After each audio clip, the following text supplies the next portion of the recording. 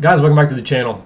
So to celebrate a channel getting 100 subs, I wanted to go ahead and do another ADA giveaway. So stick around to the end and I'll go over the entry details and what you guys need to do to be able to enter.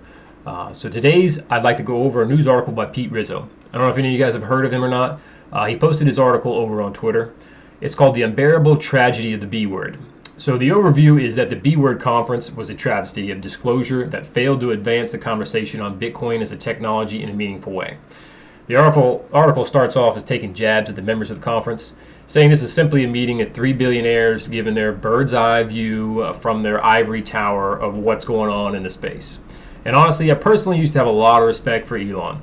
With everything he's done for the environment, and everything he's done with his world-changing ideas, it's been pretty cool to watch him advance along this way. But I feel like he's done more to hurt Bitcoin than he has anything else. So even Doge seems a little worse off at this point. So I'm not sure why they even had him at this conference. Plus, as I used to like the guy, it's still painful to listen to him talk. The article goes on to call out the conference as an event to convince institutions to accept Bitcoin as a currency and not just consider it a waste of natural resources.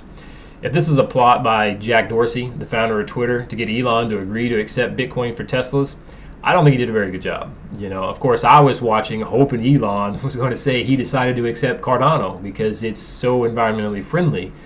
But it was kind of nice to hear about Elon talk about his holdings, and also that a Tesla holding Bitcoin.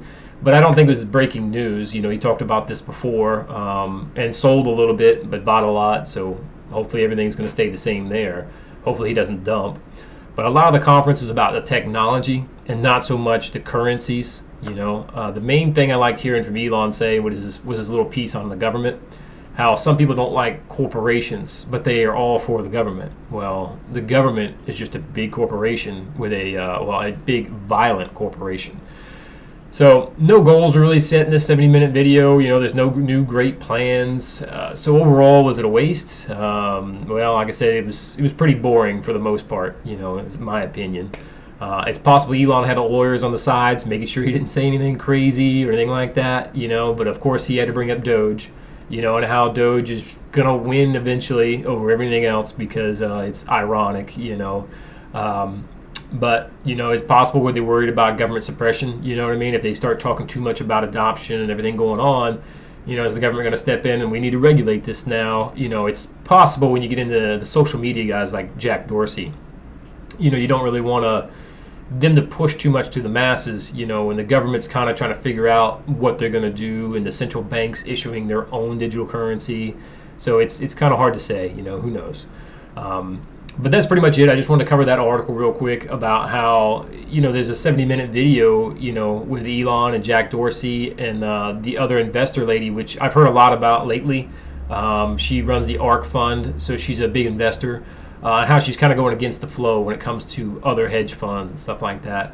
But basically, it wasn't a very productive meeting, I don't feel like, and not a very entertaining meeting, I don't feel like. So basically, I don't recommend. So if you haven't seen it.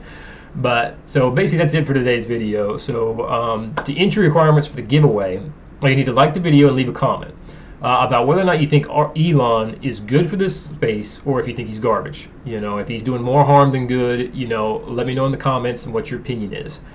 So basically, I'll pick a random comment from this video tomorrow before midnight.